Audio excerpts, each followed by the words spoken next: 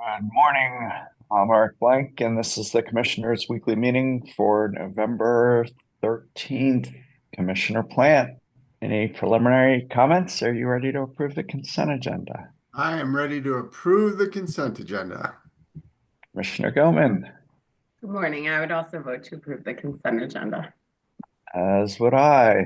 Mr. Gomez, executive session with Summit Utilities.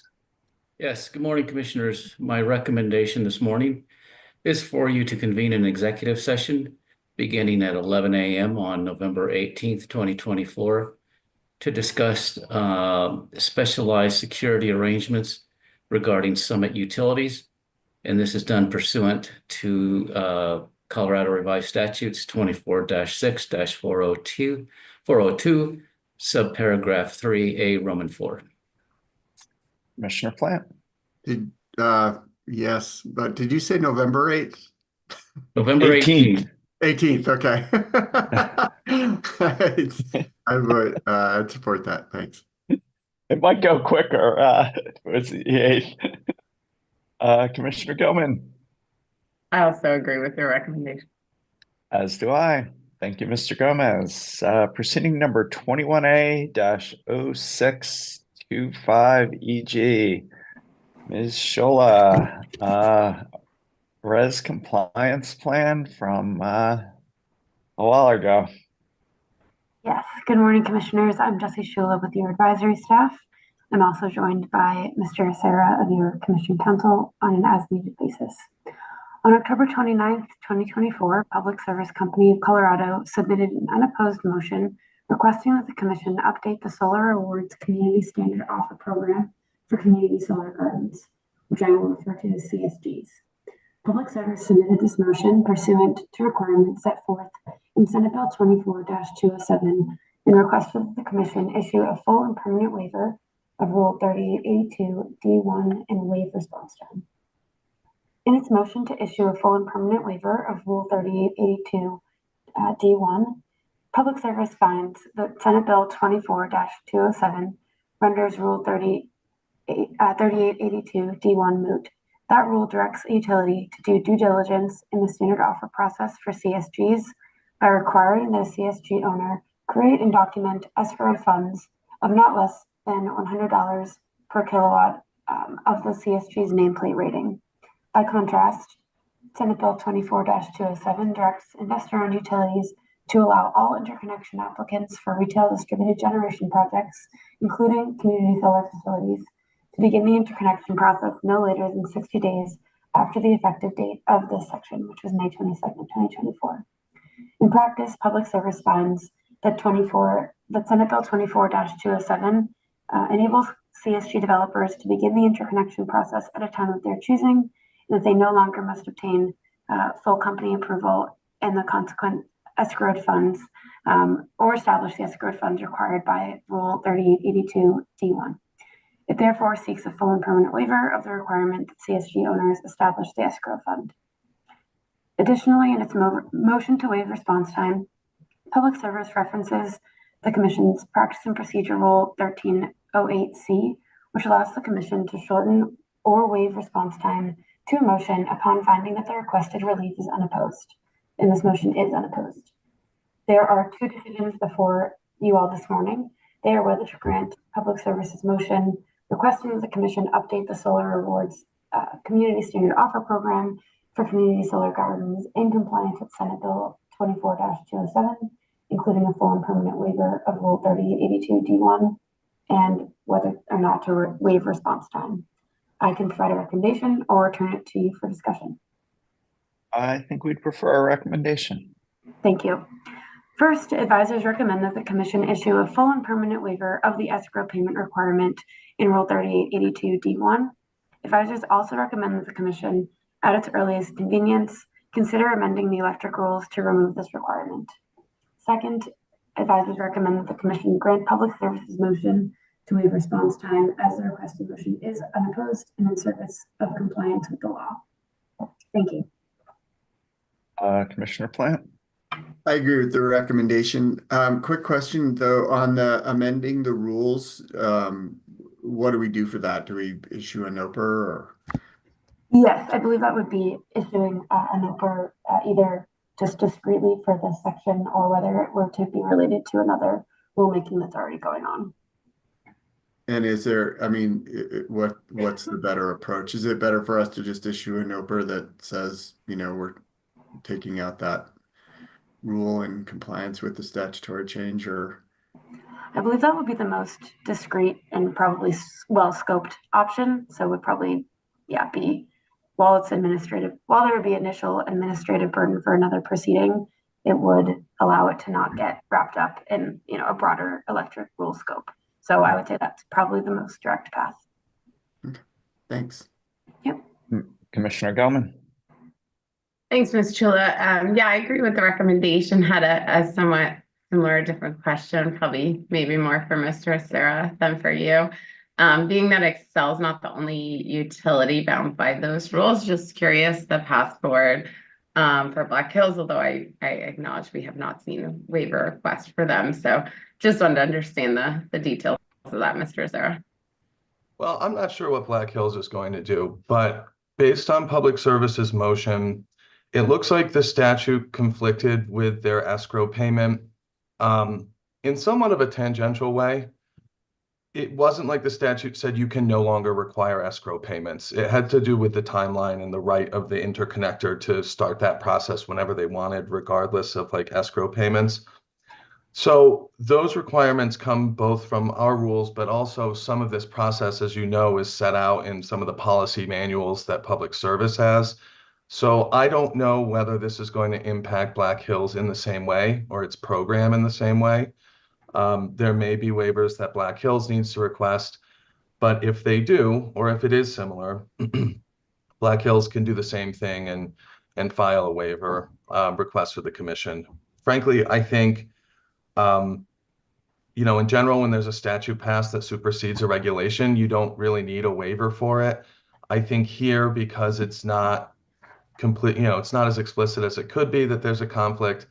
What I see here, the value of what Public Service is doing is it's searching for some transparency here, right? They come in, we issue the decision, and there's a clear record for people that are involved in the interconnection process of what happened. Okay, well, thank you for that clarification. I just, whenever we talk permanent waiver and the rule also applies to someone else, it kind of begs the question. But I do agree with your recommendation, Ms. Chula, and appreciate your clarification for me, Mr. Sarah. I also agree, and that can be an ABC decision waiving response time and granting the motion. So thank you.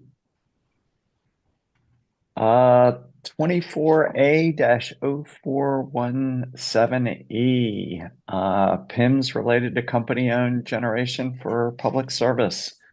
Mr. Eden, Mr. DeCenso. Yeah.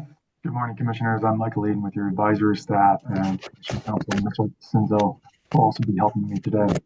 This morning, we'll be presenting for your initial discussion and procedural actions the application that Public Service Company of Colorado filed on September 30th, 2024 for approval of its cost to construct and operational performance incentive mechanisms, or PIMs. As you know, through prior decisions, the Commission established that the company-owned generation resources approved in proceeding number 21A-0141E will be subject to the cost to construct and operational PIMs. Today, we're recommending the Commission take certain procedural actions, such as addressing the motions for intervention and soliciting a consensus procedural schedule from the parties. First, however, I'll start with some background. As I referenced earlier, in the 2021 Electric Resource Plan and Clean Energy Plan, the Commission established the requirement for the cost to construct PIM and the operational PIM, but some of the details regarding the implementation of these PIMs was deferred to future proceedings. In its application, Public Service requests that the Commission set the details for the cost to construct and operational PIMs and authorize deferred accounting for the adjudicatory expenses associated with this proceeding. I won't go over all of the unresolved details of the PIMs, but as an example, Public Service puts forth a specific proposal for how to account for curtailments in the operational PIM baseline and how to back out capital costs, insurance, and property tax costs from the levelized cost of energy, or LEC. As for the cost to construct PIM, one of the unresolved details is whether projects subject to only the cost to construct PIM, namely the standalone storage and thermal units, should be afforded accelerated cost recovery through the appropriate riders, similar to how energy projects that are subject to the operational PIM are treated. Another issue is how incentives and disincentives should be amortized and whether there should be an associated carrying charge. Unless you have any preliminary discussion regarding this proceeding or substantive questions for me, we'll jump to the recommended procedural actions, starting with the establishment of the parties, which Mr. DeCenzo will address. Mr. DeCenzo. Good morning, Commissioners. Mitchell DeCenzo of your Commission Counsel. As Mr. Eden indicated, I will address the interventions filed in this proceeding and then turn the discussion back over to him for some other procedural considerations. Under Commission Rule 1401B, no decision is required for timely and inappropriately filed notices of intervention of right. For requests for permissive intervention under Rule 1401C, movements are required to demonstrate a pecuniary or tangible interest that may be substantially affected by the proceeding, and that the interest would not be otherwise adequately represented in the proceeding. Timely and appropriate notices of intervention of right were filed by trial staff and the utility consumer advocate.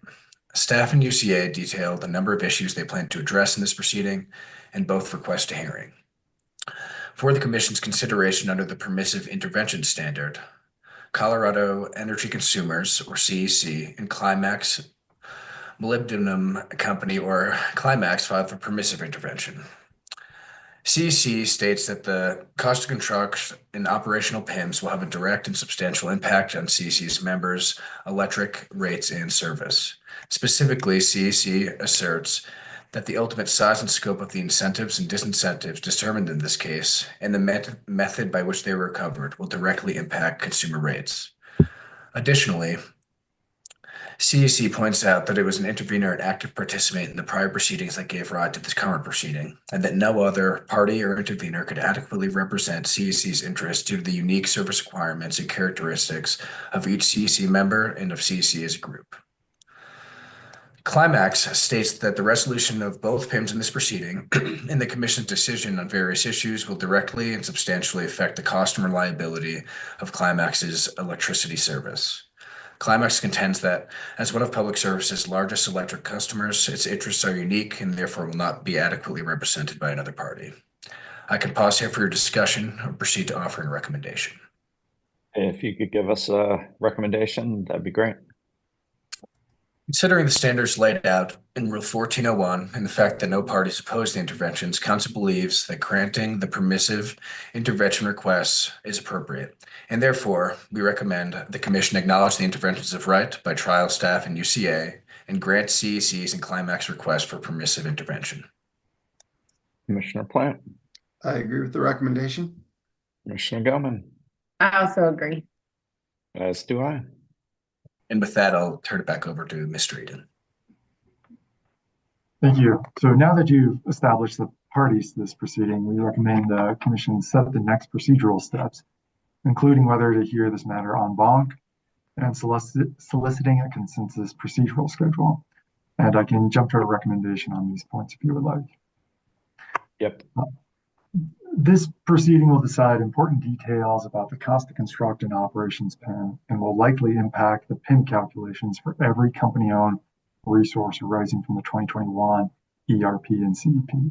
Given the important policy determinations involved, advisors recommend that the Commission hear this proceeding en banc. Advisors also recommend the Commission direct Public Service to confer with interveners, including CEC and Climax, on the development of a consensus procedural schedule. The procedural schedule shall include a proposed date for an en banc hearing. We suggest Public Service be required to file a motion to adopt the proposed procedural schedule with explanation if any interveners do not consent to this schedule on or before November 22nd, 2024. And finally, advisors recommend the Commission deem the application complete for purposes of Section 40-6-109.5 of the Colorado Revised Statutes. Commissioner Plant, I agree with the recommendation. Commissioner Gilman, I also agree. as do I, and that can be an ABC decision, Mr. Eden, setting the en banc hearing, approving the interventions, and asking the parties to confer on a procedural schedule. So thank you. Thank you. Proceeding number 24A-0424E, Tri-State approval for seeking approval for transfer of certain assets. Mr. Dalton, Good morning. Can you hear me? we can. Thank you. Proceeding 24A-0424E is between Tri-State Generation and Transmission and Mountain Parks Electric, Inc. Tri-State and Mountain Parks Electric jointly filed this application on October 2nd, 2024, pursuant to 40-5-105 CRS and Commission Rules 1303, 3002, and 3104, seeking Commission approval of transfer of certain transmission assets from Tri-State to Mountain Parks Electric. Mountain Parks will withdraw as a member of Tri-State on February 1st, 2025, and will transition to an open access transmission tariff, OAT, service from applicable transmission providers without the use of any Tri-State non-OAT facilities. The requested approval is transfer of ownership for transmission facilities and equipment used to serve Mountain Parks Electric, primarily low voltage and radio transmission assets. These are typically non-OAT facilities. The parties enter into a purchase and sales agreements that lists the specific assets proposed to be transferred, including the transmission substations, circuit breakers, switching facilities, and associated structures. The proceedings for the assets are expected to total $5.89 million. These assets exclusively serve Mountain Parks Electric. The transfer of these assets will result in minimal, if any, difference in the kinds of service and costs service rendered to Tri-State's remaining members before and after the asset transfer. There is no record of a CPCN identified by Tri-State on any of these associated assets in this application. This application is similar to the applications filed in proceeding number 24A-0259E to transfer certain transmission assets from Tri-State to United Power upon United Power's departure from Tri-State.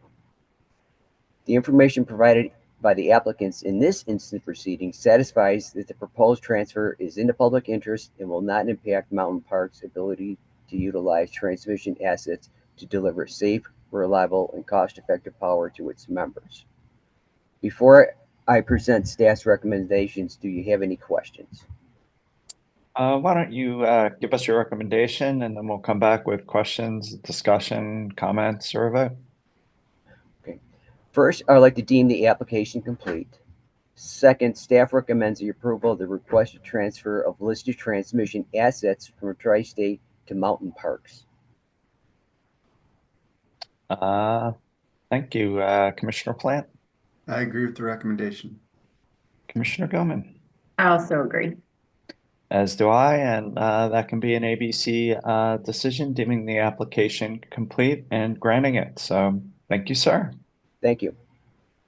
Let's conclude with the governor's letter and skip for now to proceeding 24M-0317EG, the distribution funding M docket. Ms. McLaughlin. Yes, thank you, Commissioners. Before you in this docket, addressing filing guidance on special temporary cost recovery of certain distribution system costs through the Transmission Cost Adjustment, or TCA, is a triple R from Public Service and a request to respond by staff of the Commission.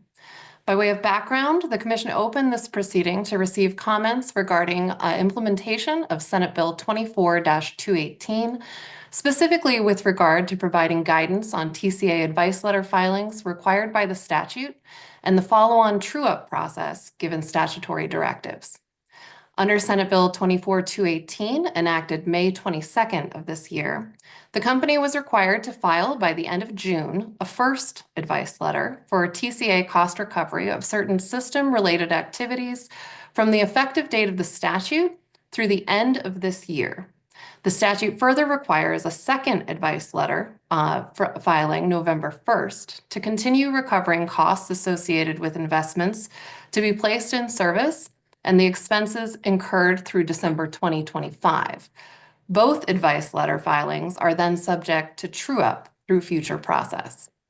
Through its first advice letter filing in June, the company included that Senate Bill 24-218 recognizes a balance of proactive investment in the distribution system and timely cost recovery as critical to support the clean energy transition, and requested that the proposed rates be put into effect by July 21st, arguing this implementation date was required by statute. However, the company also recognized the Commission had broad authority to continually ensure that the rates are just and reasonable, particularly given the cap and true-up reconciliation contemplated by law. Staff filed a protest, arguing that the filing did not comport with typical Commission process or required support. Through your order issued on the first advice letter in July, although the Commission would likely agree with staff's concerns in typical advice letter filings, through the order, the Commission agreed with the company that the updated statutes recognizes a balance of proactive investment in the distribution system and timely cost recovery as critical to support the clean energy transition for this first advice letter filing, and allowed the July implementation date set by statute. While it allowed the first advice letter to go into effect, given the prescriptive statute, at the same time, the Commission opened this M-docket proceeding to receive comments in advance of the company's second advice letter filing, required no later than November 1st. Following comments in late summer and early fall, the Commission issued a final decision in this proceeding, decision number C24-0720, and directed Public Service to provide additional information in the advice letter filing by November to adjust the company's TCA for effect January 1st, 2025, as required by statute.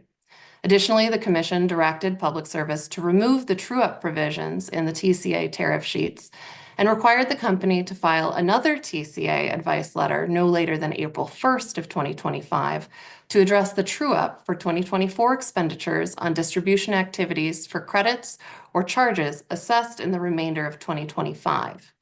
The Commission further advised Public Service that it is expected to address the true-up for 2025 expenditures as a feature of the Grid Modernization Adjustment Clause, or GMAC, that the company will put into effect on January 1st, 2026, pursuant to provisions in statute as part of the company's next distribution system plan filing, which is due in December of this year. Lastly, the Commission directed the company to work closely with staff during this coming month, last month, in its preparation for a forthcoming TCA advice letter in order to mitigate potential protests to the advice letter. That the Commission then closed this proceeding.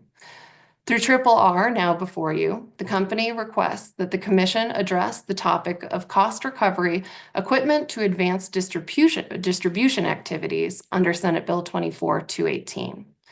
Public Service requests that the Commission clarify that the company can continue to recover the additional revenue requirements it incurs for qualifying EADA ordered under the Senate bill, effective date through December 31st, 2025, under the TCA or the GMAC until such costs can be transferred to the company's base rates through a future Phase 1 electric rate case. Public Service proposes that it will include support for this in the second advice letter for consideration.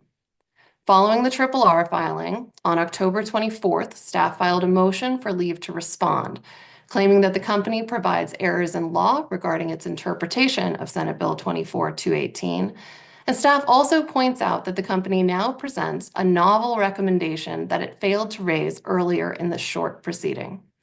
While it does not provide its substantive arguments prior to the motion being addressed, staff argues that the limited comment process here is insufficient, particularly where there was no opportunity for discovery, witnesses, or cross-examination, or the facts of the filings themselves. And at the very least, a response is necessary. For discussion today, not for discussion today, I would note that the company did file its second advice letter as required by statute on November 1st. Advisors and staff are still reviewing that filing, which is in proceeding number 24AL-0483E. So unless there are questions that Mr. Davis or I can answer, I'm prepared to make a recommendation on how best to move forward regarding the RRR and the request for response today. I do have one question. If the company's motion was somehow granted here, would that breach the rate impact caps, do we know, or it's just not clear? I'm not sure based on the filings here what exactly that would do as far as the rate caps. I don't know that the commission has that specific information. And I think that in those as I'll discuss if providing my recommendation, it might be in the facts of the next case. Yes. All right. If you could jump to your recommendation, that'd be great. Sure, certainly. Advisors and counsel recommend denying public services RRR in the context of this proceeding. Both in time and function, this proceeding has served its purpose in directing the upcoming second advice letter filing that is now before you in a separate docket. And set in motion the importance of the distribution system plan and the April advice letter filings regarding the ultimate true-up considerations necessary in statute. It is in those substantive proceedings and ongoing proceedings where continued conferral with staff and the parties will be necessary for ongoing implementation of Senate Bill 24-218, including, to the extent appropriate, addressing the equipment to advance distribution activities, as you mentioned, Chair. Turning to staff's pleading, if you agree to deny the RRR as discussed, we recommend that the response motion can be denied as moot. While we do agree with staff sentiments that the novel issue raised on RRR are not appropriate in this limited comment proceeding, denying the RRR here and the response as moot enables the commission to consider ongoing analysis and support for the company from the company and the prospective parties, including as they work through any concerns with the second advice letter filing that has already been submitted. And if the commissioners agree, Mr. Davis and I can prepare an ABC decision denying public services RRR and the motion to respond as moot. Now that my question may be more appropriately set up, are we going to resolve that issue about whether this request breaches the rate impact caps in the November filing? Where is that issue going to be addressed, in the November filing or the April true-up filing? Because I'd like to not let that issue hang out for another 6 months, if possible. No, go ahead. That's it. If I may, yeah, the cap applies since it's in statute. So I think the commission through these upcoming proceedings will be ensuring that it is not breached. So regardless of whether it's in this upcoming filing or the next, that cap does apply. So we'll be looking at that in both the advice letter and then those upcoming filings as well, to the extent that's necessary. I would just like to do it sooner rather than later on this one. Commissioner Plant, any thoughts, comments, discussion on or a vote on the recommendation? Yeah, I'd support the recommendation. Okay. I also support the recommendation. As do I, and that can be an ABC decision denying the triple R request, and the staff response is being moved. So thank you. Thank you. Proceeding number 24M-0449 EG. Ms. Rosen, request for a SIM. Good morning, Commissioners. This is Alex Rosen from the PUC's Research and Emerging Issues Group. For your consideration, should the Commission convene a Commissioners' Information Meeting on December 4th, 2024 from 10:30 a.m. to 11:30 a.m. regarding the Colorado Department of Public Health and Environment, or CDPHE's, guidance on greenhouse gas accounting associated with organized market transactions. Senate Bill 23-198 requires the Air Pollution Control Division of CDPHE to issue guidance specifying the manner in which the division will track and account for greenhouse gas emissions associated with utility transactions in organized wholesale markets by December 31st, 2024. So the proposed CIM will include a presentation by Joshua Korth, who is the supervisor of the SIP Technical Development Unit within the Planning and Policy Program at the Air Pollution Control Division. And Josh will discuss the division's planned guidance. Are there any questions? Commissioner Plant, I assume you're going to recommend that we go ahead and schedule the SIM. Yes. So why don't you do that? Yep, staff recommends the Commission schedule the SIM by minute entry for December 1st. 4th, sorry. I agree with the recommendation, and I'm looking forward to it. Commissioner Gilman. Yeah, I agree with your recommendation, kind of shoehorned in there. I was checking my calendar because I know we have the Black Hills rate case hearing there, so I guess there's some natural limit to the length of the CWM that day, is what I'm reading here. So hopefully that works. We don't always wrap up in an hour and a half, but it seems as though that will be our destiny on the 4th. Yeah, we'll have to continue it, I guess. Well, I understand there were not a lot of calendar options, so I see what you're working with. So yeah, no worries here, but I agree. As do I, and would express my appreciation for everything Mr. Korth is doing to help the state figure out how to do this best. So with that, thank you, Ms. Rosen. Thanks. Let's go back to the Governor Polis's letter regarding beneficial electrification and related issues. Director White. Good morning, Commissioners. It's good to see you today on this venue. I believe we have a slide deck associated with this discussion. Looks like Ms. Rosen is pulling that up. So the purpose today is to provide you all an update on the work that the team has put in to fulfilling some of the direction and encouragement we got from the Governor Polis to look at options around beneficial electrification. If you go to the next slide, actually, Alex. So as the commissioners know, we received a letter along with many other agencies on October 8th from Governor Polis. And I think this letter is important for a number of reasons. Primarily, it sets forth a really powerful premise, which is that if we work together to carefully plan utility investment combined with well-managed load growth and asset siting, it is among the most powerful tools we have to minimize electricity rates over the coming decades. And to help accomplish that, the other important thing about this letter is that it sets forth a proactive all-of-government approach.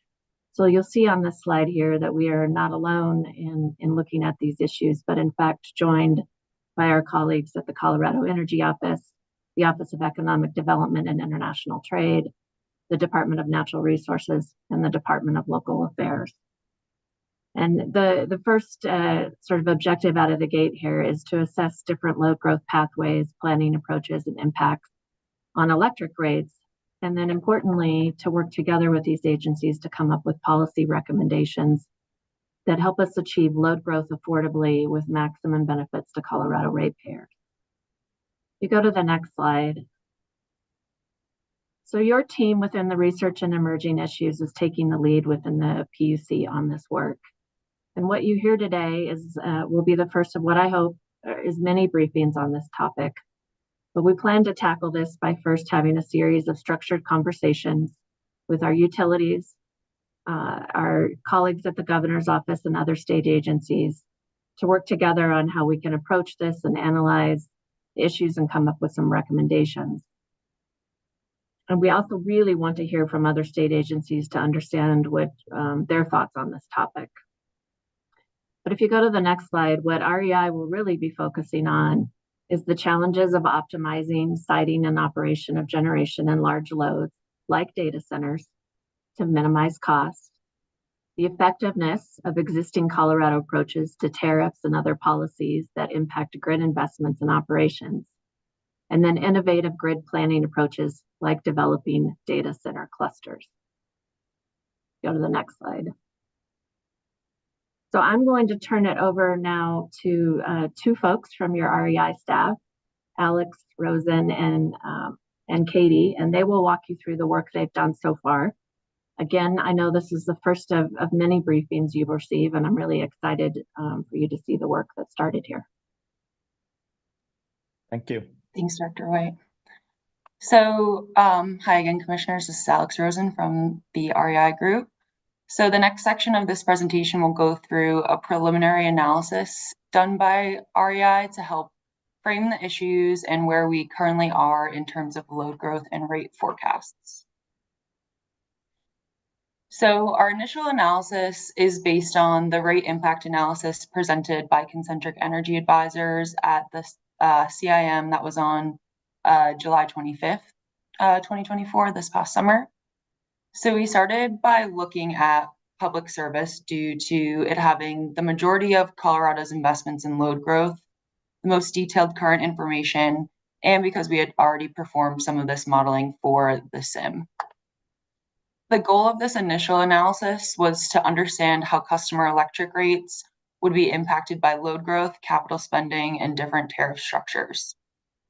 So while we used all publicly available information for this analysis, some of the data is publicly available information from Public Service's recently filed Just Transition solicitation, which is still subject to pending litigation. So we just want to keep that in mind as we go through the analysis.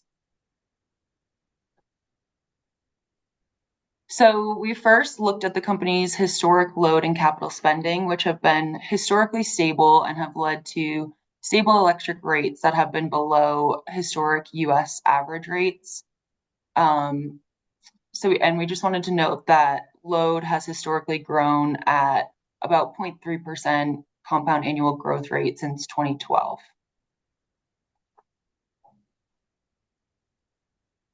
And based on the company's JTS filing, load and capital spending are both forecasted to increase in the coming years. So here we're showing that forecast of retail load increasing and then capital spending increasing in terms of the rate base.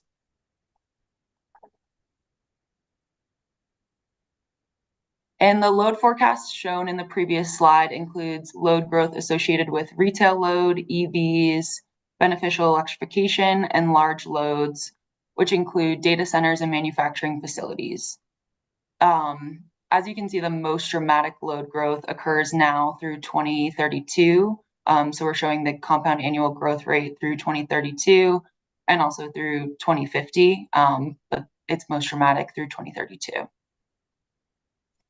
So now I will turn it over to Ms. Katie Mulvaney to finish the discussion of our analysis. Thanks, Ms. Rosen. Good morning, commissioners. I'm Katie Mulvaney with the Research and Emerging Issues Group. I'm going to be presenting some preliminary results on how load growth, capital spending, and tariff design could impact Colorado's electric rates in the future. As Ms. Rosen mentioned earlier, this analysis is based on publicly available information, including some information from Public Service Company of Colorado's Just Transition filing. Some of this information is still subject to pending adjudication as a reminder. Our first set of results explore what could happen to customer rates if load from electric vehicles, building electrification, and large loads such as data centers don't materialize. This graph shows average all-in customer rates in public services territory estimated through 2040. The purple line at the bottom there represents the company's forecast of rates from the Just Transition filing. This assumes that all load growth from electric vehicles, building electrification, and large loads comes online. They estimate that rates will increase only slightly on this time frame. The blue, green, and yellow lines assume that capital spending stays the same as the company's forecast in the purple line, but that different combinations of new loads don't come online. In the case where none of these new loads come online, represented by the yellow line here, we estimate that rates could be more than triple by 2040, excuse me. Next slide, please. Next, I'm going to go over a scenario where some new large customers receive a discount on rate. And this occasionally occurs under Public Services Schedule EDR or Economic Development Rate Tariff. The solid black line shows average rates if only new large loads come online and EV and building electrification loads do not materialize. For the discounted case, we assume that new large customers receive a 20% discount on their rate. In this scenario, the company would still need to bring in enough revenue to meet their revenue requirement, and this results in higher average rates for all other customers, represented by the dotted black line on this graph. Next slide, please. Rate increases on the order of what I have presented have some precedence outside of Colorado in the state of California. As shown on this graph, rates from California's major utilities were 2 to 2.5 times higher than 2010 in the last calendar year. Colorado can chart a different path than California through planning and thoughtfully managing growth, which we will be exploring in this work on the governor's letter. Next slide. So in conclusion, our preliminary results indicate that load growth, capital spending, and tariff design can have a significant impact on rates, leading to either large increases in rates or stabilization of rates, depending on planning and load growth management approaches. Next slide, please. As next steps, we're going to continue to assess load growth pathways in Colorado and ways to maintain affordability and stability. As Director White said, this work will be led by REI staff and will be responsive to the issues raised in Governor Polis's letter on beneficial electrification. We're going to begin coordinating with other state offices to evaluate load growth metrics of success and review policy considerations. And with that, we're happy to answer your questions. I'll just start out saying welcome, Ms. Mulvaney. It's great to have you join the conversation on this side. I guess I'll just start. Could you go up to the load growth slide? One down. So the historical rate was 0.3%, and now for the next 8 years, it's growing at 9%. So the forecast is 30 times greater. Am I reading that right? That's what the forecast from the JTS. Okay. Okay. Can you go down one more? So I guess as I look at this, it sounds like if the load growth materializes, we end up on the purple line. And as it doesn't materialize or partially materialize, rates end up higher and higher at a fixed capital spend. Is that sort of the intuition? Yeah, and to note, I think like if some beneficial electrification or EVs didn't materialize, there would likely be reduced capital spending, just based on different, like maybe you wouldn't need as much build out if not all the load materialized. But in this case, we're just looking at the forecasted capital spending as it is, just as one metric. And if we and do you have metrics about what the sort of sales growth is so we can sort of bounce back and forth between the capital spend and what we're doing on sales growth to see where we are on rate impacts? Or is that something we can develop as part of this process? Yeah, I think that's definitely something we can develop. I don't think we have it yet, but. And if you can go down one more slide. So I guess what this says is that we need to manage to revenue growth as much as sales growth. Right? If we somehow have the sales, but it doesn't generate the revenues, it doesn't help us on rates. Is that like a fair takeaway from this slide? Yeah, and this is definitely a very preliminary analysis, but I think that is the takeaway. Commissioner Plant, questions, comments, thoughts, anywhere you'd like to go? Yeah, thanks. This is really really helpful presentation, and I appreciate your work in pulling this all together. A couple questions. I guess what I'm seeing, the main sort of takeaway here is if the load projections are accurate, then there's a moderate increase in rates, but if the load projections aren't accurate, we're basically overbuilding the system and sharing the costs of that overbuild among the existing sales would cost a lot of money, basically, is the sort of the question. So I guess one of the things I'm wondering is, have we looked historically at ERPs in the past to see how accurate load projections have been, and whether or not the load that has come, now that we have the benefit of hindsight, whether or not it's been in line with the projections that were offered by the company? That's not something that we've done yet, but it is something we could explore through this work. Thank you. And the other, and I mean, I think that we all recognize that we're kind of in a big question mark period because we've got so many new different loads with vehicle electrification, with heating electrification, with load data centers and different things like that coming online. So it's kind of a different world, but it would be nice to have a sort of a comparison of how accurate projections have been in the past. The other question I have is,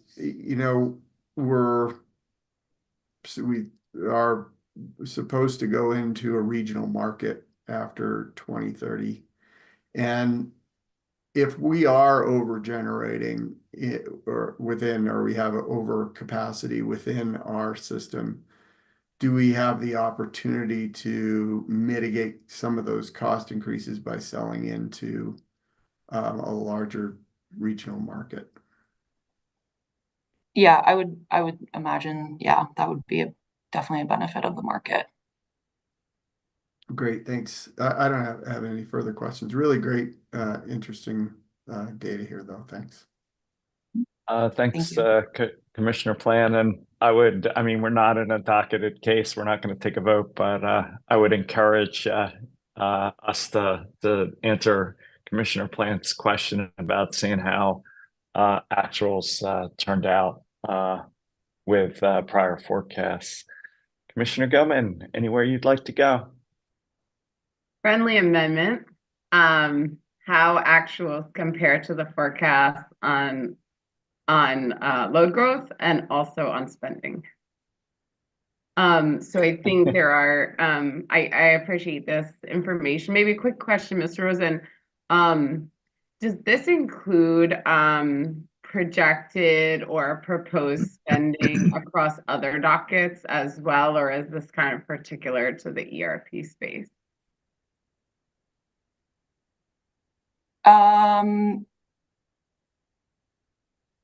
That's a good question. I think our assumption is that it's total company spending, so not just ERP spending, but yeah, and no worries. I don't mean to impose on the spot. I'm sure a lot of numbers went into it, but probably just something to look at going forward because we have quite a few proceedings in front of us implicating major spending, in addition to just kind of the generation side of things. But kind of back to my amendment to Commissioner Plant's idea of looking at both the spending side and the load side as far as accuracy. I think as we move forward with this work, looking at both of those sides as relevant parts of the equation, in terms of, what does best practice look like for really spending discipline and better forecasting with regard to both load forecasting as well as budgetary forecasting. We somewhat frequently have trouble adhering to the budget for projects on the utility side of things. So I think having more kind of intelligence on how that's gone historically and maybe what tools and best practices the commission could look at for spending discipline kind of on that side of the equation and kind of prioritization. There's a lot to be done and what does best practice look like? More on the load side of things, I suspect you all will be looking into kind of best practice and abilities going forward to look at kind of locational value and controllability of these loads as kind of major levers to reduce the ultimate cost, especially that's being socialized among all ratepayers. I'm certainly excited and bullish about the potential for beneficial electrification, but it's not a given, right? That it will only, I think, result in preferable rates for customers, so long as we are not peaking the system kind of unnecessarily or in a way that cannot be controlled. So that load growth should not result in really kind of unchecked increases in the capacity needs of the system. Seems easy enough, given that many of the loads coming online should be much more advanced and highly controllable. But I think we really have to delve into the best practices there with regard to demand response, VPPs.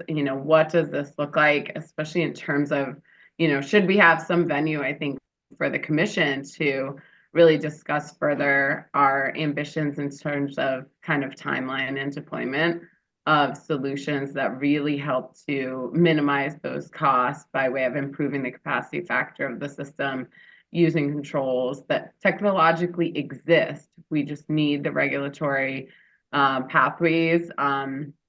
Ideally, the company is willing to move forward and work on that. And if they're not, we probably need a plan B to ensure that we actually can institute kind of discipline on the capacity to ensure that we're passing through savings to all customers by utilizing the system intelligently and optimizing the investments we'll be making on behalf of the customers. So anyway, just kind of framing it on those two sides in terms of like what we're doing with the cost and then what we're doing with the load and looking at best practices for both. But I think a solid start would be with Commissioner Plant's thought on looking back at the historical and comparisons. I would just, reemphasize adding the capital side in addition to the load side to see what has happened in the past. Where have the biggest issues been and what ideas can we present to improve upon that for the best performance going forward?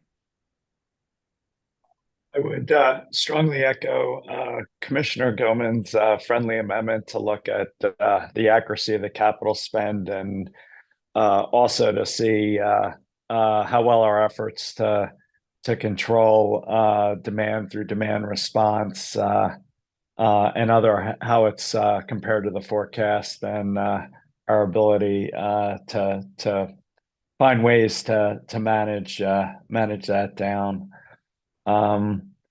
So just check with you, see if you have any final thoughts, Commissioner Plant, on this in response to Commissioner Gomann, or? No, I think those are all great points. And look forward to the continuing research here and getting this information. I think it's really critical for us in terms of setting a sort of a landscape for us to consider the decisions that we have coming up, which are pretty big. Well, and I just say really appreciate you guys framing this up. It sounds like there's an incredible opportunity to use some of this new sales growth to really invest in Colorado, our energy system, really in the whole state, in terms of the new resources. And I guess like anything else, if we get it wrong, it could be some real downsides in terms of affordability and rate impact. So I think this analysis really framed both the opportunity and the risk. And, hopefully we're going to develop some of the metrics in terms of the revenue growth in each sector we need, the progress we need to make in terms of controlling the costs, as Commissioner Gilman suggests, and what we need on the revenue side to make this all work. So with that, I'll give Director Wright one last chance to share any thoughts she has before we adjourn. Thanks, Chair. I'm just excited about this work. I think you've got a fantastic team assigned from REI. And we've got a fast timeline. I think we're supposed to sort of deliver some ideas by this summer. But I'm so excited to see what comes of this. I do, like you said, I think we have an opportunity here to make a real difference. So thank you. Thank you. Thanks to you. And again, thanks to Ms. Rosen. Thanks to Ms. Mulvaney, Mr. Levesque, Quintana, for pulling together a great team and for starting us down this path. With that, Commissioner Plant, any final thoughts before we adjourn today? No final thoughts. Thank you. Commissioner Gilman, comments, final thoughts before we adjourn? Perhaps just a reminder, in my tradition, we have a public comment hearing next Tuesday, the 19th. I'm glad Director White's here in case I get it wrong. Next Tuesday, the 19th, from 4 to 7 p.m. in the Black Hills, Colorado Electric rate case proceeding their proposal for higher rates for Black Hills Electric customers. That public comment hearing will be in person at the City Council chambers in Canyon City, which is at 128 Main Street. Thank you. So look forward to seeing any members of the public come there, but just wanted to amplify that opportunity for members of the public, particularly in Black Hills Electric service territory, to come make themselves heard with regard to that proposal. I appreciate the tradition and trying to do it at the beginning of the meeting as well, but I guess today we didn't have a 3-hour meeting, so I think we may still have some listeners. So thank you, Commissioner Gilman. Thanks again to the REI team. Thanks all, and with that, we're adjourned.